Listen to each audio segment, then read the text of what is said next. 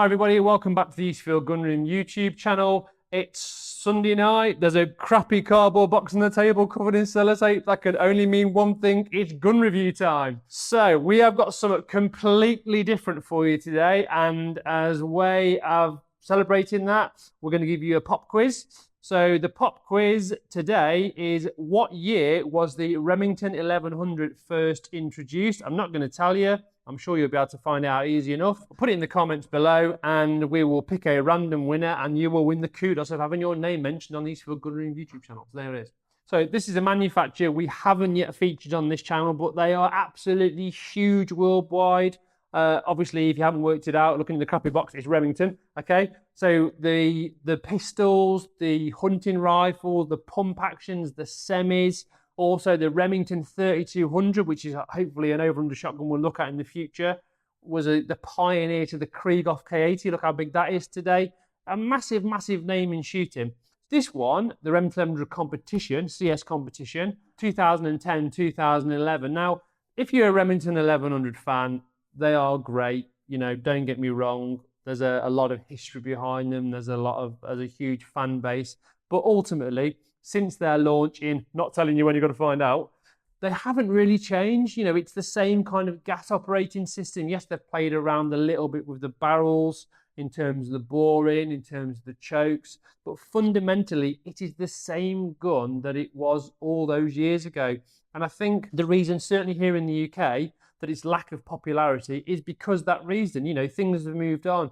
Got Benelli, huge, no maintenance, inertia operated.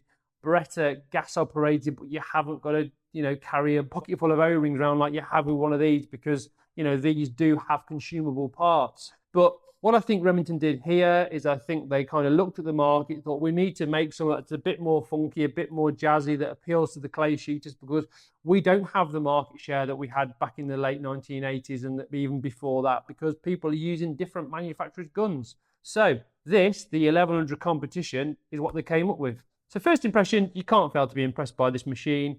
You know, it looks smart. At the time, you know, carbon fiber was very much in vogue. You know, people were having carbon fiber watch straps, carbon fiber phone cases. If you bought a car, the chances are somewhere on the dashboard would have a carbon, you know, certain manufacturers. So it does look modern, it does look smart. So you've got this brushed, finished, coated action with the word competition on. I'm not sure I like the word competition on, but, you know, it is what it is. Standard Remy 1100 tackle. In terms of the action, in fact, if we turn it around, it does say Remington 1100 just on the side of the action. And because it was marketed simply for the clay boys, it was only available with a 30-inch barrel. Now, I don't know if you're watching this on your phone, your laptop, or your telly, but this thing is massive, 30-inch. Remember that the barrel goes all the way back into the receiver, and you've got an extended choke. The majority of people probably can't fit this in their cabinet, so it is a big, big thing. Now, because of that, it weighs 9 pounds.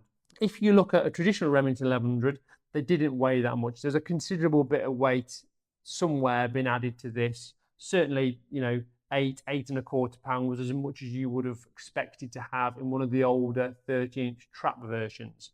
So, brush finish receiver. We've got an 11mm parallel rib, which is cut, which is nice. These little vents in the barrel, which is the kind of like you had on the later 1187s on the light contour barrels. The chokes they chose for this were manufactured by Briley. Briley, if you haven't heard of them, where have you been? Hugely important, influential American choke manufacturer, and that was the job that Remington gave them, was to produce the chokes for this gun. Now the barrels are overbored, and the actual name of the choke is a Pro bore, which couples in with the fact that it's a competition gun. Now it is 2 3/4 inch chambers, target load only. So although you could probably get an old style Remington 1100 barrel and put it on, you know, this was the out and out clay munching barrel that Remington came up with. So to give you a bit more idea of the mechanics of it, we'll just take the forend off. I mean, even the click sounds 50 years old, doesn't it, when you take it apart? Take the forend off. And here are the gubbins. So there's your barrel. That's your barrel housing, which the magazine tube fits inside of. Now, The Achilles heel with the Remington 1100 was always essentially the O-rings. You know, if you got one of these years ago, a normal 1100, you would have to walk around with some of these in your pocket just in case one broke and you were shooting on a Sunday morning or whatever. I believe there's some extras in the box, which I think Remington cottoned onto after 10 minutes and started supplying them with started supplying guns with extra O-rings. Also, if you put tons and tons and tons and tons of shells through these, they also used to crack this little piston here, and also further back you would get breakage because, you know, there's a lot of stress and the mechanics of a gun like this going backwards and forwards. I mean, if you just press the bolt forward, it has got that kind of clunky sound. Okay, so that's the bolt rack forward. In terms of the bolt, with this particular model, they put this kind of gunmetal finish on the bolt, which made it look a bit more snazzy. And that is about it, really. It's got a traditional painted trigger guard, exactly the same as the original 1100, and it just doesn't really change. So when Remington decided they wanted something that was going to revamp the 1100, they looked to make it versatile, very customizable, and they enlisted the help of a guy called Ken Rucker from Speed Bump Gunworks. And what they came up with is they came up with this, as well as it looking really, really cool. Now, don't get me wrong, I've met people in the past who, despite not suffering from recoil, have actually had recoil reducers fitted their gun because they look good. I promise you that's the truth. And what it did is they came up with his patented recoil reducer, which went into the back of the stock. So you've got this hydraulic system here in the back of the stock with these springs, these dampers. And what essentially they did is they were supplied with different springs, which we'll look at shortly, depending on the level of recoil you wanted to reduce, because some people with a recoil reducer want to feel it move. You know, sometimes you need to, for certain cartridges to work. If you've got a light load cartridge in a gun with an inertia trigger, you've got to make sure that it moves and it simulates the recoil properly, right up to a really hard spring so it doesn't move. And on top of that, they put this really cool kind of microcell pad. And it's the first time I remember seeing a pad like this, which is quite common on things like Berettas these days. Really, really nice, squishy, big recoil pad. The only downside you have with that, it was only 14.5 inches length of pull with this great big pad on the back. In addition to being able to play around with the springs in terms of recoil reduction, you can also move the back plate up and down. So it was very, very versatile. You know, like I said, you could play around with it, whatever you wanted to do. You could create kind of a Monte Carlo effect, because what you'd do is you'd unscrew the pad, and then there's a little scrub screw that goes into the back of there, and you can just slide it up and down, particularly good for sort of kind of lazy shooters and stuff like that. And coupled with that, you've got an adjustable comb. So, you know, it was kind of the one gun that would do everything. If you wanted to use it for trap shooting, for sporting, you could play around with it. There's a lot to play around with it. And at this kind of time, I can't recall another semi-auto with an adjustable comb from the factory. So it was quite groundbreaking. I think Remington sort of threw everything into the fruit bowl, as it were, to try and get some kind of market share back. And I think ultimately they came up with a gun that was really, really smart and appealed to a lot of clay shooters. The finish itself, carbon fiber, like we said, and they got this nice grippy, like a pebble finish, looks like a beach on the pistol grip and also on the fore end. And like I said, the thing that appeals to me about this particular gun is, despite the fact that the technology is almost ancient in terms of semi-automatics, and I don't mean that disrespectfully, is it just doesn't move. It's like pulling the trigger on a pre-charged air rifle. So if you shoot a big heavy gun like a Krieg off, and you want something that's really smooth shooting, you should definitely have a look at one of these. So moving on to the cardboard box, all the goodies inside. So the gun came supplied with 5 choke tubes, and in addition to it being stamped on the side what they were, they actually had rings around the top of the choke which denoted which choke it was, which was quite a smart idea.